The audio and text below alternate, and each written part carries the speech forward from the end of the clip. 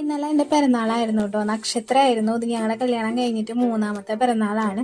ഈ പിറന്നാൾ ഭയങ്കര സ്പെഷ്യലാണ് കേട്ടോ. ഒന്നാമത് നമ്മുടെ സ്മോൾ കുമ്പിട്ടുണ്ടല്ലോ, രാവിലെ തന്നെ എഴുന്നേറ്റ് എനിക്ക് അപ്പം വിശക്കും. അതാണ് ചായ കുടിച്ചുകൊണ്ട് വീഡിയോ എടുക്കുന്നത്. കുളിയൊക്കെ കഴിഞ്ഞു.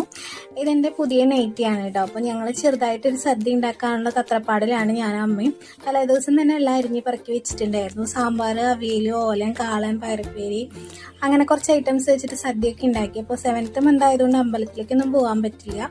പക്ഷെ നിധിയേട്ടൻ പോയിട്ടുണ്ടായിരുന്നു കേട്ടോ. പിന്നെ നിധിയേട്ടനെ പറഞ്ഞു വിട്ടു. ഞാനും ഫുഡ് കഴിച്ചു. ഞാൻ ഇലയിലൊന്നും കഴിക്കാൻ നിന്നില്ല, ചെറുതായിട്ട് കിണ്ണത്തിലെടുത്ത് കഴിച്ചു കേട്ടോ.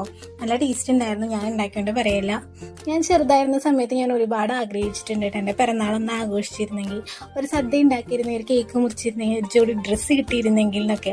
പക്ഷെ നമ്മുടെ വീട്ടിൽ അങ്ങനെ ഒരു കൺസിഡറേഷൻ ഒന്നും ഉണ്ടായിരുന്നില്ല കേട്ടോ. ഒരു ഡ്രസ്സ് ഒരു കൊല്ലം ഓണത്തിന് എടുത്തു കഴിഞ്ഞാൽ അടുത്ത കൊല്ലം ഓണം നമുക്ക് വേറെ ഡ്രസ്സ് കിട്ടണേ. അതിൻ്റെ ഇടയിൽ പിറന്നാൾ വന്നാലും കല്യാണം വന്നാലും അടിയന്തരം വന്നാലും അതൊക്കെ തന്നെ.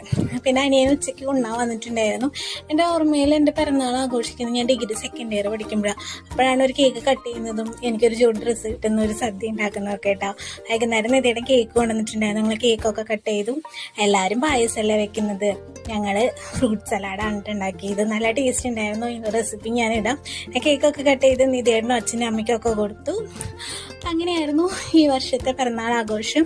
അപ്പോൾ സൗണ്ടിന് ചെറിയ ബുദ്ധിമുട്ടുണ്ട് കേട്ടോ. അപ്പോൾ ഇതൊക്കെ ക്ഷമിക്കുക. അപ്പോൾ ചാനൽ ഇഷ്ടമാണെങ്കിൽ സബ്സ്ക്രൈബ് ചെയ്യുക, സപ്പോർട്ട് ചെയ്യുക. അപ്പോൾ ചാനലിലെ വീഡിയോസൊക്കെ കാണാം, കമൻറ്റ് ചെയ്യുക, ലൈക്ക് ചെയ്യുക, ഷെയർ ചെയ്യുക. അപ്പോൾ അത്രയേ ഉള്ളൂ ഇന്നത്തെ വീഡിയോ. അടുത്ത വീഡിയോയിൽ കാണുന്നവരെ ബൈ.